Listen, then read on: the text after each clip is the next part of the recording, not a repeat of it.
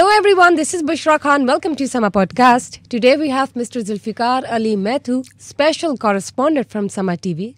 Sama Podcast के platform से आज आपको देते चले exclusive updates regarding cipher case. जी हाँ, शाह महमूद कुरैशी और इमरान खान को बरियत मिल गई है, रिलीफ मिल गया है साइफर केस में। लेकिन मैं जानना चाहूँगी कि आखिर ये साइफर केस क्या था, इसकी नौयत क्या थी, इनको जो रिलीफ मिला है, क्या आगे जाकर इनको रिहाई भी मिल जाएगी? और ये फैसला जो आया है, इस पर भी मैं जानूंगी मजीद अपडेट्स। अस्सलाम वालेकुम। वालेकुम अस्सलाम बुशरा। कैसे हैं सर आप? जी बिल्कुल ठीक। सर, जब बात करते हैं साइफर केस की, बहुत ही पीक पर एक, जैसे कहते हैं ना, रेड हॉट अलर्ट मैटर है। शाह महमूद कुरैशी और इमरान खान को बरियत मिल गई है, रिलीफ मिल गया है। आप इस हवाले से क्या तबसरा करेंगे? देखिए बुशरा, अभी तो एक मुख्तसर फैसला आया है जिसमें उन्होंने कहा है कि शाह महमूद कुरैशी और साबिक वज़ीर आज़म इमरान खान को साइफर केस में बरी कर दिया गया, इनको रिहा कर दिया जाए अगर इनके ऊपर कोई दूसरे मुकदमात नहीं है तो। जैसे आप कह रही थी कि अब दूसरे मुकदमात हैं, ये रिहा हो जाएंगे कि नहीं, इसके ऊपर वो रिहाई उनकी जो है वो मुश्किल है, क्योंकि इद्दत केस में इमरान खान को 7 साल की कैद है, वो अभी केस चल रहा है, उसके ऊपर गिरफ्तार। अभी रिलीफ तो मिल गया और आप देख रहे हैं कि रिलीफ पे रिलीफ इनको अपने केसेस में मिल रहा है। मैं आपको बताता हूँ, ये एक तो क्या ये इशारा रिहाई की तरफ नहीं जाता? नहीं, अभी नहीं। अभी देखिए, ये सारा कुछ जो हो रहा है ना, इस्लामाबाद हाई कोर्ट से हो रहा है। इस्लामाबाद हाई कोर्ट के केसों की मैं आपको थोड़ी सी अगर तफसील बताऊं तो अभी जो इद्दत केस है जिसके ऊपर 7 साल की सज़ा हुई है, उसको उनके केस को इस्लामाबाद हाई कोर्ट ने ट्रांसफ़र कर दिया है अफजल मजूका साहब की एक नई अदालत में। ठीक। अच्छा, इस्लामाबाद हाई कोर्ट ने तोशा खाना में बुशरा बीबी की और इमरान खान की ज़मानत ले रखी है। इस्लामाबाद हाई कोर्ट ने ही तोशा खाना केस में जो ECP ने, इलेक्शन कमीशन ऑफ पाकिस्तान ने सज़ा दी थी 3 साल की एडिशनल सेशन जज के ज़रिए, इस्लामाबाद हाई कोर्ट ने उस सज़ा को मुअत्तल कर दिया है। और इस्लामाबाद के जो 10 मुकदमात अदालतों में थे 9 मई के हवाले से, जो मुख्तलिफ़ अदालतों में मुकदमा चल रहे थे तोड़ फोड़ के, उसमें भी जो है वो इस्लामाबाद की अदालतों ने उनको 10 मुकदमात में बरी कर दिया है। तो एक केस ऐसा है तोड़ फोड़ का जो एंटी टेररिस्ट कोर्ट में है, उसमें 28 जून को तलब कर रखा है इंसदाद दहशतगर्दी अदालत ने इमरान खान को ज़ाती हैसियत में। अच्छा, ये तफसील इसलिए बताई है कि सारी रिलीफ जो है इस्लामाबाद हाई कोर्ट से आ रही है, तो ये क्वेश्चन मार्क लग रहा है पाकिस्तान की अदालती निज़ाम पे। आपने इतनी बड़ी लिस्ट सुनाई है रिलीफ पे रिलीफ की। अभी मेरी मिस्टर नईम से भी बात हो रही थी, तो वो कह रहे थे कि पाकिस्तान तरीके इंसाफ को पाकिस्तान तरीके रिलीफ होना चाहिए। यस, ये मुझे लगता तो इसी तरह से है ना। अभी तफसीली फैसला आएगा तो देखेंगे कि अदालत ने जो रिलीफ दी है, जो बरी किया है, उसकी क्या बुनियाद क्या है। लेकिन इसमें जो 3 चीज़ें जो मैं आपको बताऊँ, 3 ऐसे गवाह थे जो बड़े अहम थे इस केस में। पहले थोड़ा सा इस केस की तफसील में देख लें क्या है ये। मुझे ये जानना है, मैं ये जानना चाहूँगी कि साइफर केस असल में है क्या? अच्छा, साइफर केस ये था कि एक वर्किंग लंच हुआ वाशिंगटन में पाकिस्तान हाउस में, जिसमें डोनाल्ड लू जो असिस्टेंट सेक्रेटरी ऑफ स्टेट हैं साउथ एशिया के, अफगानिस्तान के, उनको जो मदऊ किया गया, उस वक्त असद मजीद खान थे पाकिस्तान के सफ़ीर वाशिंगटन में। तो उस वर्किंग लंच के दौरान एक गुफ्तगू हुई, यानी एक जो है वो दोनों के दरमियान में ऑफिशियल कॉन्वर्सेशन थी। ऑफिशियल कॉन्वर्सेशन ही से कहते हैं ना, उन्होंने उसको वर्किंग लंच पे बुलाया, तो वर्किंग फॉर्मल लंच था। ठीक।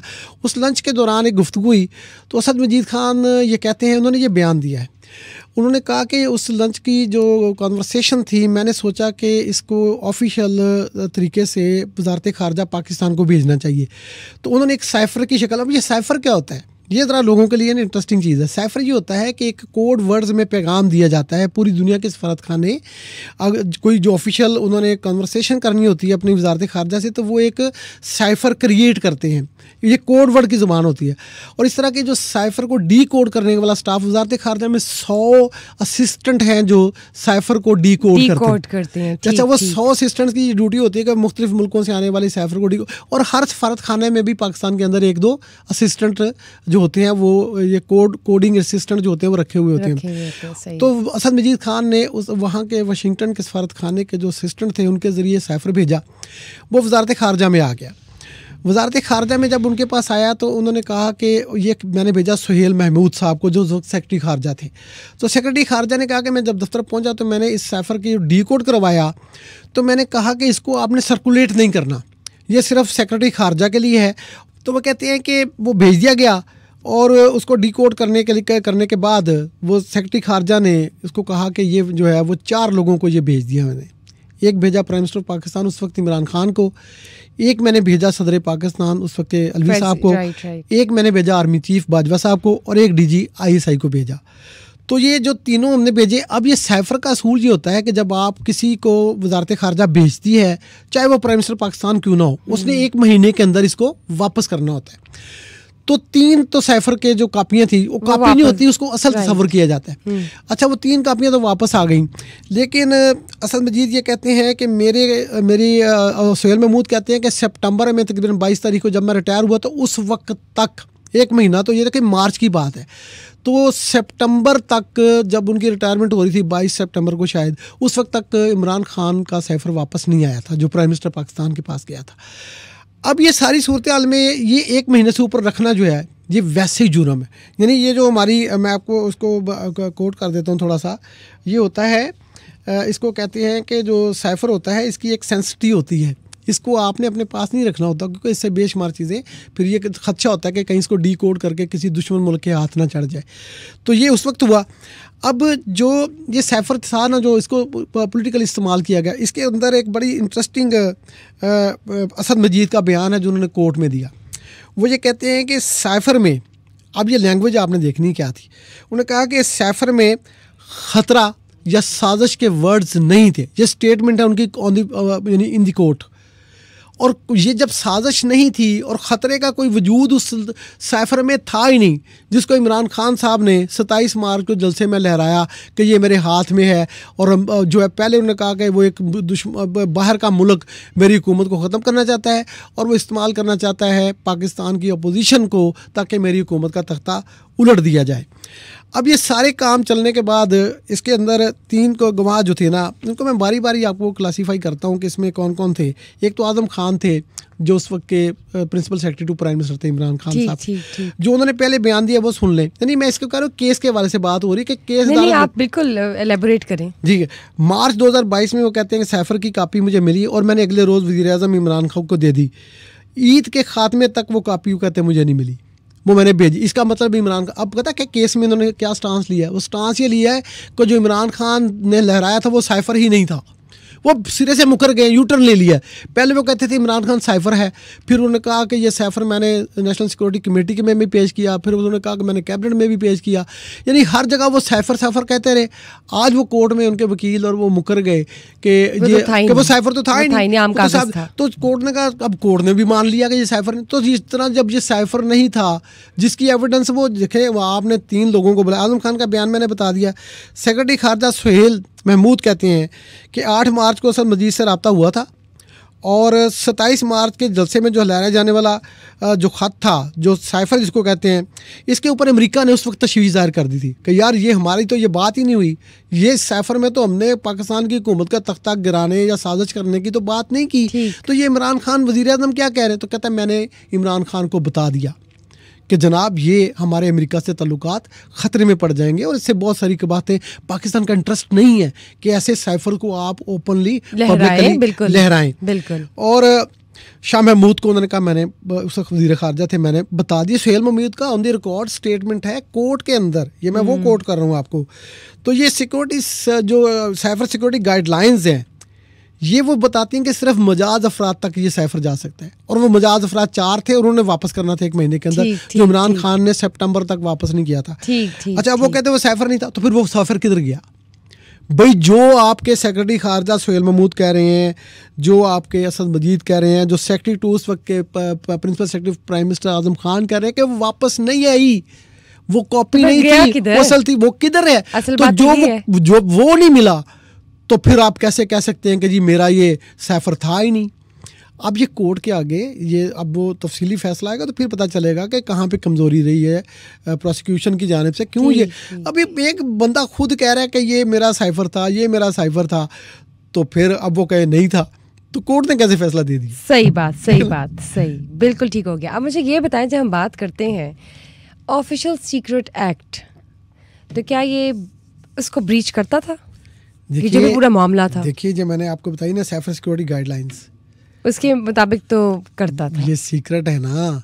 देखिए इस तरह तो आपने कभी सुना नवाज शरीफ कहते हैं मेरे सीने में बहुत राज दबे हुए, वो राज ओपन क्यों नहीं करते? इसलिए कि पाकिस्तान के वजीर आजम रहे हैं, उनके पास सारी इंफॉर्मेशन रही है। कोड ऑफ कंडक्ट होता है ना, कोड ऑफ कंडक्ट है। बिल्कुल बिल्कुल। अच्छा, दूसरी बात ये कि वजीर आजम पाकिस्तान को या चीफ मिनिस्टर या जो भी ऑफिशियल लोग होते हैं, उनको रिटायरमेंट के बाद या उनका अहदा खत्म होने के बाद सिक्योरिटी पुलिस क्यों दी जाती है?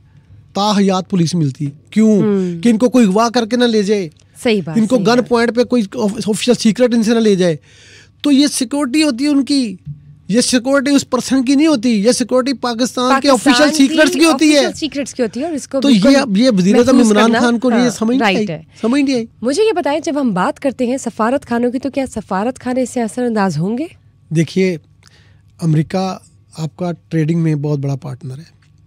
आपको जो फॉरेन रिमिटेंसेस आती हैं ना, तरसीलात ज़र जिसे कहते हैं उर्दू में, वो अमेरिका से बहुत बड़ी तादाद में आती हैं। अमेरिका ने आपको जैसा भी है, अमेरिका के साथ कोई मेरा लगाव नहीं है, लेकिन अमेरिका जैसा भी है ना, वो आपको सपोर्ट कहीं ना कहीं करता नज़र आता है। अगर अमेरिका ना होता तो आपके साथ IMF का जो आपने अभी स्टैंड बाई अरेंजमेंट किया था ना $3 अरब का, ये नहीं हो सकता था। अभी आगे भी आप सपोर्ट मांग रहे हैं अमेरिका से कि आप हमें सपोर्ट दें, जो अगला EFF होना है $6-7 अरब का। अगर ये अमेरिका पीछे हट जाए, पता क्यों अमेरिका इंपॉर्टेंट है? IMF के अंदर अमेरिका के 22% शेयर है, सबसे ज़्यादा दुनिया में। और जब यूरोपीय कमीशन मिल जाता है तो ये 50% के करीब हो जाते हैं, ये यूरोपीय यूनियन मिल जाती है, ये सारे अलाइज है ना, तादी हैं। तो अमेरिका को आपने नाराज़ किया बार बार ये करके कि ये तुमने साजिश की, तुमने मुदाखलत की पाकिस्तान में, तुम हो जिम्मेदार डोनाल्ड लू और अमेरिकी हुकूमत। हालांकि वो बार बार ये कहते रहे कि हम नहीं है भाई, हमारा कोई तल्लक नहीं। अगर हों भी, देखिए जुल्फ़िकार अली भुट्टो को अगर आप याद करें तारीख में, तो उन्होंने कहा था कि मुझे सफ़ेद हाथी मारना चाहते, कभी अमेरिका का नाम नहीं लिया। और इमरान खान ने जो स्पीच की थी ना 50 मिनट की बतौर वज़ीर आज़म, जिसमें उसने पहले अमेरिका का नाम ले दिया और फिर बाद में, चूँकि वो स्पीच लाइव थी, पीछे ज़बान से निकले वर्ड और तीर से निकला हुआ, कमान से निकला तीर वापस नहीं आता वो। तो फिर उन्हें झेप के कहा नहीं, वो एक बाहर का मुल्क जो है ना, वो मुल्क, तो तुम तो अमेरिका का नाम ले चुके हो, अब बाहर के मुल्क का कैसे कर सकते हो? तो वो यू टर्न थे जो लाइव भी ले लेते थे हज़रत इमरान खान साहब। तो ये बात ये है कि उनको ये अब तक का एहसास नहीं है, अभी तक उनको एहसास। देखिए, पहले वो कहते थे जी डोनाल्ड लू ने की साजिश, अमेरिका ने की, फिर वो कहते हैं जनरल बाजवा ने साजिश की, जनरल बाजवा इसमें शामिल है। हालांकि जनरल बाजवा को ये वही जनरल बाजवा थे जिनको वो कहते थे हम सेम पेज पे हैं। जनरल बाजवा से बड़ा पाकिस्तान का मुहिब वतन बंदा ही कोई नहीं है। क्यों? अब ये ऐसी वो बातें हैं, स्टेटमेंट स्टेबल नहीं है ना, ऑफ कोर्स नहीं, वो अपना फायदा देख रहे हैं, कुछ नहीं। स्टेबल स्टेटमेंट जानबूझ के, ये नहीं है कि वो कोई, यानी वो कोई ऐसे बंदे हैं कि जिनको अकल बूझ नहीं है, समझ बूझ नहीं है, ऐसी नहीं है। प्राइम मिनिस्टर रहे हैं, वो सब चीज़ें प्लानिंग के मुताबिक कर रहे हैं, सिर्फ अपना मुफाद देख रहे हैं, पाकिस्तान को नहीं देख रहे। जो सबसे पहले कभी जनरल मुशर्रफ ने नारा लगाया था ना, सबसे पहले पाकिस्तान, और आसफ अली जरदारी ने बेनज़ीर भुट्टो की शहादत पे लगाया था कि पाकिस्तान खप्पे, इमरान खान का उससे दूर दूर तक कोई ताल्लुक़ नहीं है। और वो पाकिस्तान के बजाय वो अपने आप को बचा रहे हैं। वो अब भी कहते हैं, आज उनको पाकिस्तान के जो है वो मिलिट्री इस्टेब्लिशमेंट कह देना कि आओ बैठो, तो भाग के जाएंगे, 1 मिनट नहीं लगाएंगे, क्योंकि कहते हैं मैंने उनके साथ बैठ। अब मुझे बताएं, आइन में, कानून में कहाँ ये गुंजाइश है कि जी मिलिट्री से मुज़ाकरत करेंगे या हम इस्टेब्लिशमेंट से मुज़ाकरत, पाकिस्तान की पार्लियामेंट से नहीं, सियासतदानों से नहीं, हम उनसे बात करेंगे।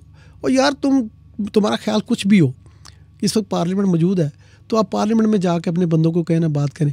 पर उनको आज जो रिलीफ मिली है उसका तफसीली फैसला आने पे मजीद बात होगी। हम जब बात करते हैं 9 मई की, तो मुझे ये पता है कि जिस तरह बाकी केसेस में इनको रिलीफ पे रिलीफ मिला है, आपको क्या लगता है कि 9 मई के फैसले पे भी कोई रिलीफ मिल जाएगा? देखिए, मैं अब अदालतों के बारे में कोई प्रेडिक्ट तो नहीं कर सकता, जो अंडर ट्रायल केसेस हैं उसके ऊपर क्या कह सकते हो, तो जब फैसला आएगा बात होगी। जब फैसला आ जाता है ना, हम एक एथिकली जर्नलिज्म में इजाज़त है कि हम उस पर तबसरा कर सकते हैं, लेकिन जो केस सब जुडिस होते हैं उसके ऊपर बात करना ज़रा मुश्किल होती है, क्योंकि कोर्ट बाज़ का तो इस पर बुरा मनाती है कि आपने एक जारी मुकदमे पे फैसला। तो we have great respect for the courts, we have great respect for the courts, no doubt. ये बात सीधी है। तो अच्छा, अब इनको रिलीफ मिले या ना मिले, 9 मई में ये एक पूरा प्लान काम था। मैं चूँकि रिपोर्टिंग भी उस पर कर रहा था, तो मैं देख रहा था कि ये सारा कुछ ऐसे नहीं हो रहा। यहाँ से लिबर्टी चौक से यास्मीन राशिद की क़यादत में महमूद रशीद वाले वो लेके तो गए उस तरफ, सारे के सारे लोग लिबर्टी चौक से कोर कमांडर जना उसकी तरफ गए। यानी ये क्या मजाक हो रहा था? कोई उधर कोई मेला लगा हुआ था, आपने वहाँ जाना था, इमरान खान के ज़मान पार क्यों नहीं गए? आपने एहतजाज करना था, आप शाही के लिए क्यों नहीं गए? आप मीनार पाकिस्तान माल रोड पे क्यों नहीं गए? वो आप उधर ही भागे हैं। तो ये प्लान था कि हमने मिलिट्री के ऊपर अटैक करना है और आज हमने इनकलाब करते हैं। लेकिन इसके हवाले से भी मजीद अपडेट्स हैं कि 320 मुल्जिमान को गिरफ्तार करने का ऑर्डर आ चुका है 9 मई के हवाले से। वो करेंगे। देखिए मैं समझता हूँ पाकिस्तानी के तौर पर अगर आपने एक बार माफ़ कर दिया ना, अब मैं बात जो करी थी पहले सैफर के मामले में, अब प्राइम मिनिस्टर पाकिस्तान अगर ये रिलीफ मिल जाता है ना, ये अगर सुप्रीम कोर्ट में नहीं जाते और यही मुकदमे का फैसला रहता है, तो पाकिस्तान का हर वज़ीर आज़म अगर उसको साथ कोई इस तरह से निकाला जाता है या कोई मसला होता है, वो कहता है जी मुझे अमेरिका निकलवा रहा है, वो सैफर लहरा देगा, कहेगा भाई सैफर लहराने वाले को तो बरी हो गया था, तो मैंने भी लहरा। पाकिस्तान के तमाम सफारती ताल्लुकात इतने ज़ोर से डैमेज होंगे कि तसव्वुर भी नहीं कर सकते आप। आपको लोग डरेंगे, सफारत खाने दुनिया भर के आपसे बात करते हुए डरेंगे कि यार ये तो वो कौम है जो ऑफिशियल सीक्रेट को समझती कुछ नहीं है, और इनकी अदालतें तो इसके ऊपर बात भी नहीं करने देती। और एक प्राइम मिनिस्टर सिटिंग कहता है सैफर मैंने लहरा दिया, मुझे निकाल दिया गया, और वो बाद में बरी हो जाता है कोर्ट से, तो वो लोग नहीं बात करेंगे। यानी इंडिया की तो आप बात छोड़ें, अब कोई भी आप पे एतबार नहीं। आपने इंटरनेशनली अपना इमेज इतना डैमेज किया है डिप्लोमेटिक फ्रंट के ऊपर कि आपको इसकी जो नुकसानात हैं आपको बारी बारी पता चलेंगे। अब आपसे कोई बात ओपनली करेगा ही नहीं। सही बात की आपने, लेकिन मुझे ये बताएं कि जब हम इसके दूसरी तरफ देखते हैं, दूसरी जानिब देखते हैं, जूलियस और रोजनबर्ग की तरफ जब हम देखते हैं, तो मैं चाहूँगी कि आप नाजरीन को बताएं कि वो क्या माजरा था, वो क्या केसेस थे। देखिए ये मैं अमेरिका की बात कर रहा था ना, कि अमेरिका के अंदर उनका कितना सख्त कानून है। 1953 में रोजनबर्ग और जूलियस को सजाए मौत हो गई थी। उन्होंने ऑफिशियल सीक्रेट एक्ट आउट किए थे, सोवियत यूनियन को बताए थे उस वक्त। और ये लेटेस्ट केस है 2013 का, चेल्सी मैनिंग है, वो उन्होंने भी ऑफिशियल सीक्रेट आउट किया था, उसको 35 साल कैद काट रहा है वो। ये अमेरिका इसके ऊपर बड़ा बुरा मनाता है। वो कहता है कि जब ऑफिशियल सीक्रेट चीज़ें हैं, ये ऑफिशियल सीक्रेट है यार, ये ऑफिशियल सीक्रेट एक्ट के तहत ही तो सैफर आपके पास भेजा गया था। अब आपने अगर इसको ओपन कर दिया तो अपने सियासी फ़ायदे के लिए, तो पाकिस्तान को तो मरवा दिया ना आपने। सही बात की आपने, बहुत बहुत शुक्रिया सर आपका, आपने हमें आगाह किया साइफर केस के हवाले से। और नाज़रीन, उम्मीद है कि आपको पसंद आया होगा समा पॉडकास्ट का एक्सक्लूसिव पॉडकास्ट, जब हम बात करते हैं साइफर केस की अपडेट्स के हवाले से। मज़ीद तफसीलात के लिए देखते रहिए Samaa podcast. Till then, bye bye.